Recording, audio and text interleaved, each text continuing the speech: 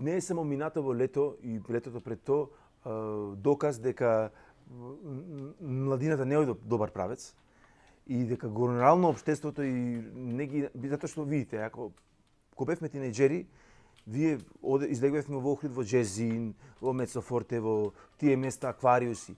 Одевме и посебно во Джезин, памтам, викавме таму никој пат не треба да имаш редар или обезбедување, затоа што самата музика е обезбедување. Никој пат не беше во такви места насилство, тепачки, такви работи. Стално самата музика на некој начин си го правеше своето. Беше филтер на убава енергија, на убави деца.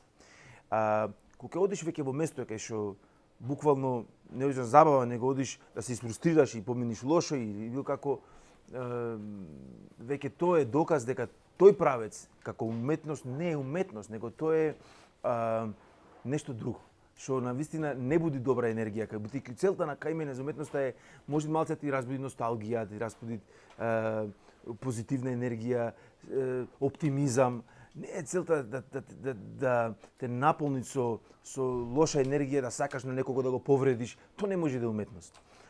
Нормално, конкретно, зборувам не само за турбо фолк, зборувам за многу правци кои се направени од старт за брз разместување спровод, да глорифицираш материјални нешта, коли, оружје, све да едноставно обратно да се, вместо да го промовираме тој дух, зашто не прави да сме луѓе, но со тоа да го промовираме, ние промовираме некое месо, нешто одвратно.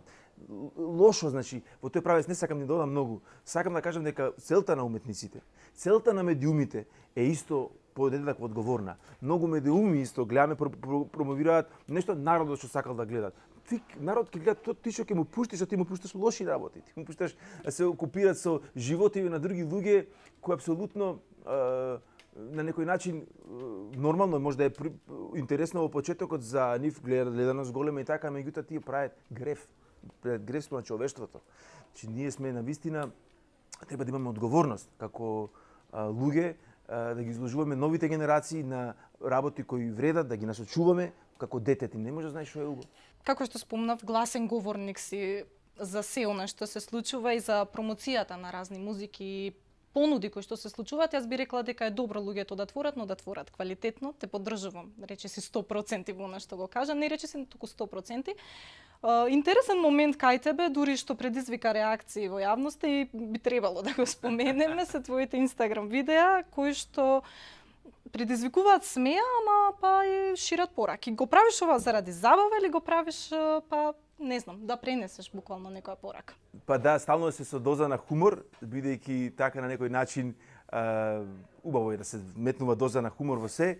Јас зборувам против генерално движењето во кое што сметам дека е погрешно, не само музички како турбо фолков или други правци кои се во тој да кажам ранг на кич музика, бидејќи не е само тоа, ево, справя видео за едно дрвце, он дека лагадин што го беше толку феномен, природен бонсај пораснат во самата карпа, па некој го скинал, го изгорел, го запалил и едноставно против таа енергија зборувам, што те тера да си подеструктивен, да што не остават простор за други работи. Како например, како што таа музика против која зборувам турбо фолков ја потисна и народната музика, традиционалната музика која е нашата култура и истовремено и забавната музика која е дел од светската култура, која исто така треба да биде дел од нас.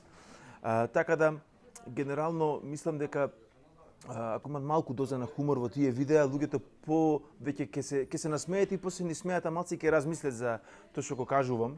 Бидејќи јас сум повикан да кажам за тоа, како професионален музичар, а најголемиот греф и катастрофа во секој општество се случуваат кога повиканите луѓе ќе премолчат.